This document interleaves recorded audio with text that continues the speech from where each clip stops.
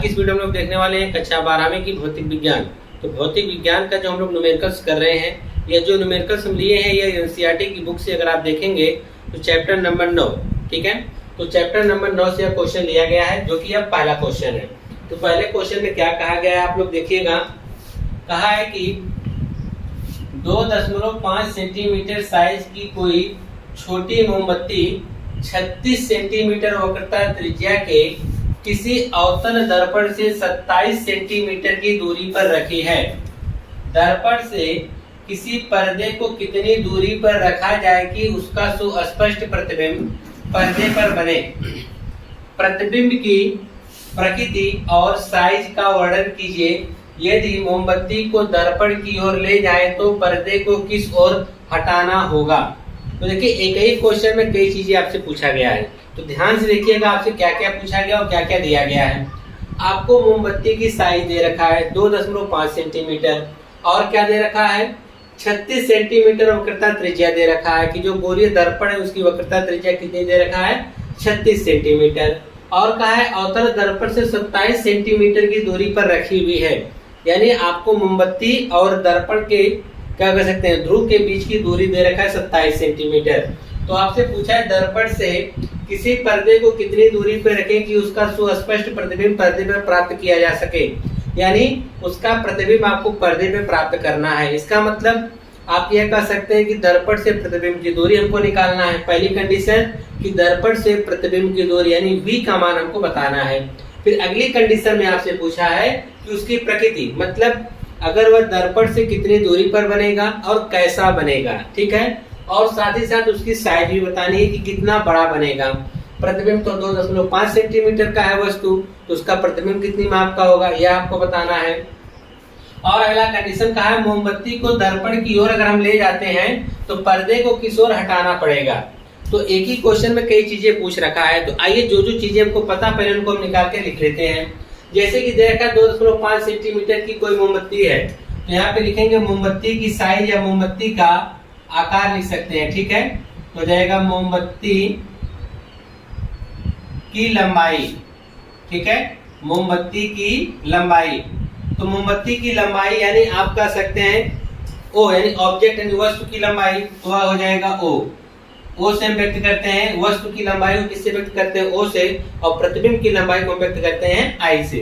तो वस्तु की लंबाई यानी मोमबत्ती की लंबाई ओ का मान कितना दे रखा है 2.5 सेंटीमीटर। आगे भी कुछ चीजें दे रखा है। कहा है 36 सेंटीमीटर वक्रता त्रिज्या, लिखेंगे दर्पण की वक्रता त्रिज्या। और कौन सा दर्पण है अवतल दर्पण है, लिखेंगे अवतल दर्पण की वक्रता त्रिज्या। अवतल दर्पण की वक्रता त्रिज्या, वक्रता त्रिज्या। और आप भली भांति जानते हैं कि वक्रता त्रिज्या को व्यक्त करते हैं कैपिटल आर से। वह कितना दे रखा है 36 सेंटीमीटर। तो एक चीज का आप ध्यान दीजिएगा, अगर चिन्ह परिपाटी के अनुसार हम देखेंगे तो अवतल दर्पण हो चाहे अवतल लेंस हो, दोनों की जो क्या कहते हैं फोकस दूरी होती है वह क्या होती है माइनस होती है। अब आप कहेंगे फोकस दूरी क्या होती है, तो अगर वक्रता त्रिज्या पता है तो आप फोकस दूरी निकाल सकते हैं, क्योंकि वक्रता त्रिज्या का आधा ही क्या होती है फोकस दूरी होती है। तो आप यहाँ पे लिख सकते हैं अवतल दर्पण की फोकस दूरी, अवतल दर्पण की फोकस दूरी, फोकस दूरी। फोकस दूरी का व्यक्त करते हैं स्मॉल एफ से, वह कितना होगा r/2 कह सकते हैं, या 36/2 लिखकर क्या लिख सकते हैं 36/2 बराबर कितना आ जाएगा 18। और एक चीज ध्यान देंगे फोकस दूरी क्या होगी ऋणात्मक होगी, इसलिए हम माइनस लगा देंगे, ठीक है, -18 सेंटीमीटर होगा, ठीक है।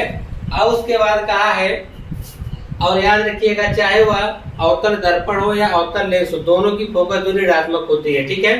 फिर आगे कहा है अवतल दर्पण से 27 सेंटीमीटर की दूरी पर कोई वस्तु रखी हुई है। कौन सी वस्तु मोमबत्ती रखी हुई है, लिखेंगे दर्पण से वस्तु की दूरी। दर्पण से, दर्पण कहा जाए या दर्पण के ध्रुव से सभी दूरियां नापते हैं। दर्पण के ध्रुव कहा जाए या दर्पण से वस्तु की दूरी, वस्तु की दूरी इसे व्यक्त करते हैं u से। और वस्तु हमेशा ऋणात्मक रखा जाता है, वस्तु की दूरी हमेशा कैसे रखते हैं ऋणात्मक। क्यों ऋणात्मक रखा जाता है? क्योंकि जितनी भी दूरियां दर्पण के ध्रुव से बाईं तरफ नापेंगे वो ऋणात्मक होंगी, दर्पण के दाईं तरफ धनात्मक होंगी। ठीक है।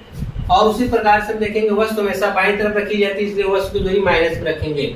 तो दर्पण से 27 सेंटीमीटर की दूरी पर तो हमेशा बाईं तरफ रखेंगे तो हो जाएगा -27 सेंटीमीटर। ठीक, चिन्ह परिपाटी का आप ध्यान रखेंगे, किसको हम प्लस में रखेंगे, किसको माइनस में रखेंगे। ठीक है। आगे बोला है दर्पण से, कहा है दर्पण से किसी पर्दे को कितनी दूरी पर रखा जाए? लिख सकते हैं दर्पण से पर्दे की दूरी, दर्पण से पर्दे की दूरी। अब चाहे पर्दे की दूरी कहिए या प्रतिबिंब की दूरी कहिए, दोनों एक ही बात है, क्योंकि पर्दे पर ही तो प्रतिबिंब बनेगा। जितनी दूरी पर्दे की होगी वही दूरी प्रतिबिंब की होगी। तो आइए दर्पण सूत्र लगा देते हैं। क्या लगा देते हैं? दर्पण सूत्र। तो दर्पण सूत्र से आप देखिए कहां तक पहुंच सकते हैं। दर्पण सूत्र, दर्पण सूत्र क्या कहता है कि 1/f बराबर 1/v प्लस 1/u। यहाँ तक तो देख ही रहा होगा। ठीक है। अब अभी मान भी रख सकते हैं। तो नीचे हम देखिए इसका मान रखने वाले हैं। ठीक है। तो लिखेंगे 1/f का मान कितना है? -18 है, बराबर 1/v, v का तो मान ही हमको निकालना है, प्लस 1/u, u का मान आप देखेंगे तो -27 है, तो यहाँ पे आप -27 रख देंगे। ठीक है।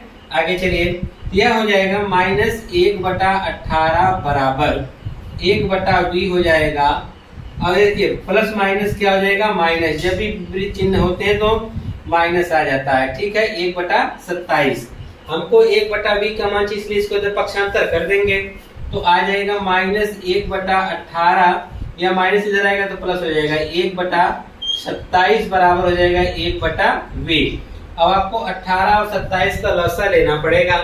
तो 18 27 का लसा अगर आप देखेंगे तो 18 × 54 और 27 × 54, 54 आएगा इनका लसा। नहीं आता तो निकाल लीजिए 18 और 27, पहले 9 से काट दीजिए, हो जाएगा 2 और यह हो जाएगा 3। ठीक है।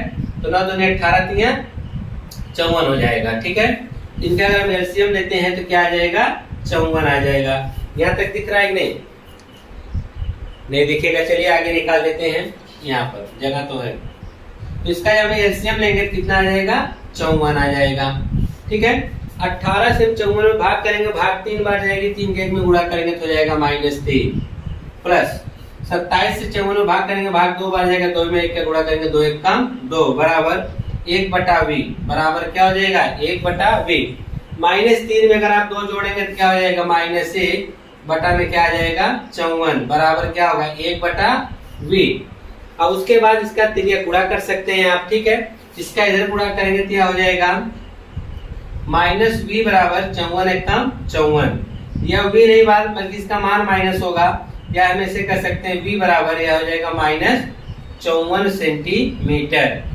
अब यह आपको माइनस मिला, इसका मतलब माइनस मिलने का मतलब यह हुआ कि दर्पण के बाईं तरफ बनेगा, जिधर आपने वस्तु रखा है प्रतिबिंब उतने उधर ही बनेगा। और कितनी दूरी पर बनेगा?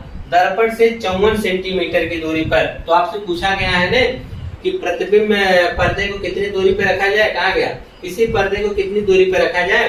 तो लिख सकते हैं दर्पण पर्दे को, यहाँ लिखेंगे पर्दे को दर्पण से 54 सेंटीमीटर की दूरी पर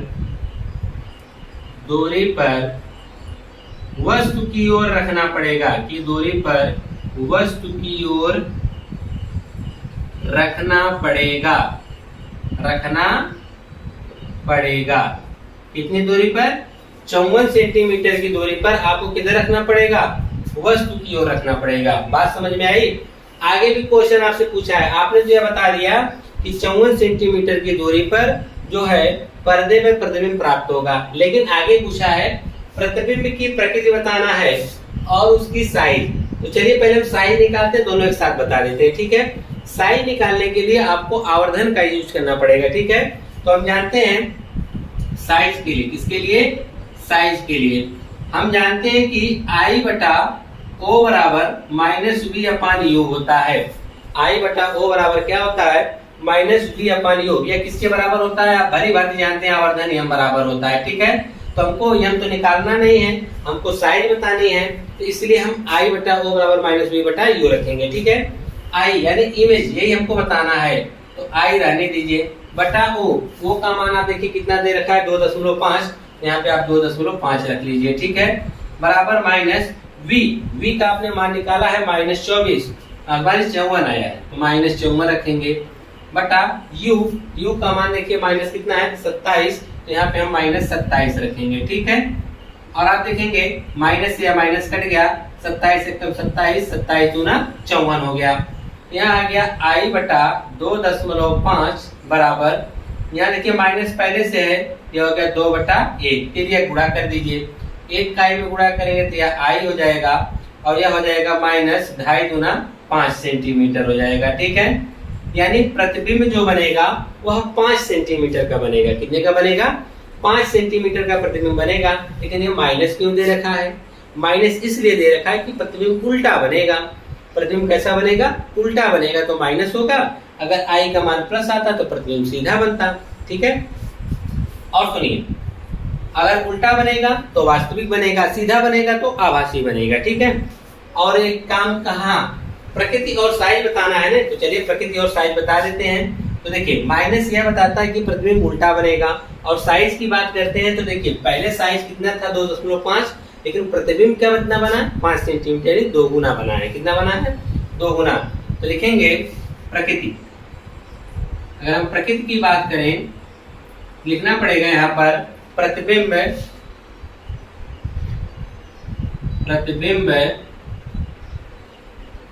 की लंबाई, प्रतिबिंब की लंबाई कितना है? 5 सेंटीमीटर, 5 सेंटीमीटर है। और प्रतिबिंब कैसा बना उसको भी तो बता दीजिए। प्रतिबिंब कैसा बना है? उल्टा बना है। वास्तविक का मतलब यह होता है इसे पर्दे पर प्राप्त किया गया है। प्रतिबिंब वास्तविक बना है, उल्टा बना है, और वस्तु से बड़ा बना है ना, यानी कि लिख सकते हैं वस्तु से बड़ा बना है। वस्तु से कैसा बना है? बड़ा बना है। या आपकी इच्छा हो तो लिख दीजिए वस्तु का 2 गुना बना है। ठीक है, इतना चीजें हो गया। आपसे देखिए यहाँ तक आपने क्वेश्चन को कर लिया है। अभी देखिए यहाँ से यहाँ तक क्वेश्चन को करना बाकी है। एक बार फिर से समझ लीजिए, यह सब चीजें दे रखा है। आपको क्या बताना था?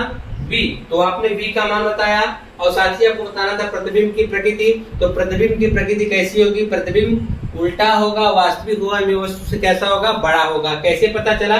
जब हम लोगों ने यहाँ पर मान निकाला। वैसे भी आप देख रहे हैं कि जो उसकी फोकस दूरी है, आप देखें यहाँ चित्र के माध्यम में बताया जाए, तो इसको आप क्या करेंगे? बाहर से पेंट कर दीजिए। ठीक है, बाहर से इसको जब हम पेंट कर देंगे तो आपका अवतल दर्पण बन जाएगा। इसके मध्य बिंदु में ध्रुव होता है, और यहाँ से यहाँ तक खींच देंगे, मुख्य अक्ष कहलाएगा। मान लीजिए यहाँ पर C होगा, तो इसके मध्य में क्या हो जाएगा? F, और यहाँ पर आपका क्या है? P है। ध्यान से समझिएगा इस चित्र को। तो आपका देखेंगे कि टोटल यहाँ तक C दिया है ना, वक्रता त्रिज्या 36 दे रखा है। तो इसका क्या कहते हैं? मुख्य फोकस दूरी कितना कहलाएगी? 18 कहलाएगी। फोकस दूरी कितना कहलाएगी? आधे में होगी 18, और वस्तु कितना रखा गया? 27 सेंटीमीटर की दूरी पर, यानी यहाँ से यहाँ 18 दिया, भी कितना होगा? 18 ही होगा ना, F से C के बीच में। तो वस्तु रखा गया 27, इसका मतलब 18 यहाँ और 9 इधर, यानी वस्तु कहाँ रखा गया है? वक्रता केंद्र और मुख्य फोकस के बीच में। वस्तु कहाँ पर स्थित है? वक्रता केंद्र C और मुख्य फोकस F के बीच में रखा हुआ है वस्तु है। ठीक, और आप जानते हैं अगर वस्तु इधर है तो इसका जो प्रतिबिंब बनता है, तो आप कहेंगे वक्रता केंद्र और अनंत के बीच में बनेगा, और इससे क्या बनता है? वस्तु से बड़ा बनता है। ये कंडीशन हो गई। तो आपका जो प्रतिबिंब बनता है उल्टा, वास्तविक वस्तु से बड़ा बनता है। लेकिन एक चीज आगे उसने क्या कह रखा है? यदि मोमबत्ती को दर्पण की ओर लेकर जाया जाए, तो ये जो मोमबत्ती है इसे किधर लेके जा रहे हैं? दर्पण की तरफ लेके जाएंगे, तो पर्दे को किस ओर हटाना पड़ेगा? तो एक चीज यह बताइए, अगर हम मोमबत्ती को दर्पण की ओर लेके जा रहे हैं, तब तो पर्दे को पीछे हटाना पड़ेगा। कहां तक? जब तक F पर मोमबत्ती आती है। इसका मतलब 18 सेंटीमीटर की दूरी पर, दर्पण से 18 सेंटीमीटर की दूरी पर अगर मोमबत्ती है, तब तो दर्पण का हम प्रतिबिंब पीछे, यानी आप कह सकते हैं वास्तविक बनेगा। जैसे यह वस्तु या मोमबत्ती 18 सेंटीमीटर को क्रॉस करेगी, यानी यह जो एफ को क्या करेगी, क्रॉस करके आगे जाएगी, तब इसका जो प्रतिबिंब होगा उसको हम पर्दे पर नहीं प्राप्त कर सकते हैं, क्योंकि तब वस्तु हमारा मुख्य फोकस और ध्रुव के बीच में चले जाएगी। तो उस स्थिति में पर्दे पर प्रतिबिंब नहीं प्राप्त कर सकते हैं। क्यों? क्योंकि उसका प्रतिबिंब दर्पण के पीछे बनने लगता है और वह कौन सी स्थिति कहलाती है, आभासी स्थिति कहलाती है। ठीक है, इस स्थिति में वस्तु सीधा बनता है, लेकिन हमको सीधा नहीं, बस हमको ये बताना है पर्दे पर प्राप्त करना है, और हमको बताना है कि अगर वस्तु को हम आगे लेके जा रहे हैं तो क्या होगा। तो यहाँ पे लिखना पड़ेगा, क्या लिखेंगे आप लोग, ध्यान से देखिएगा। यदि मोमबत्ती को दर्पण की ओर लेके जाएं तो पर्दे को किस ओर हटाना पड़ेगा। यदि मोमबत्ती को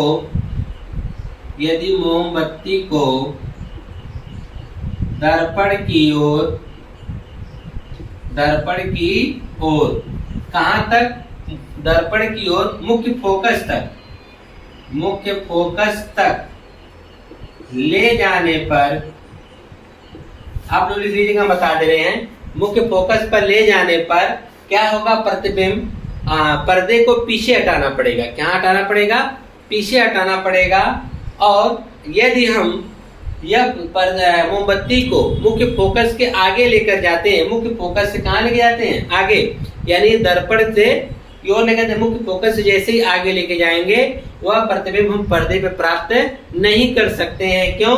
क्योंकि वह स्थिति आ जाती है कि जब वस्तु को हम मुख्य फोकस और ध्रुव के बीच में रखते हैं या मुख्य फोकस से आगे लेकर जाते हैं तो उसका जो प्रतिबिंब है वह दर्पण के पीछे बनने लगता है, जिसे आभासी प्रतिबिंब कहा जाता है, और उसे हम पर्दे पे प्राप्त नहीं कर सकते हैं। ठीक है, यहाँ तक आप क्लियर, यहाँ पे लिख सकते हैं, मुख्य फोकस तक ले जाने पर दर्पण को पर्दे को पीछे बढ़ाना पड़ेगा। यदि हम दर्पण मोमबत्ती को मुख्य फोकस के आगे यानी 18 सेंटीमीटर से कम दूरी पर अगर हम मोमबत्ती को लेके जाते हैं, तब उस स्थिति में प्रतिबिंब कहाँ बनेगा, दर्पण के पीछे बनेगा। ठीक है, तो इस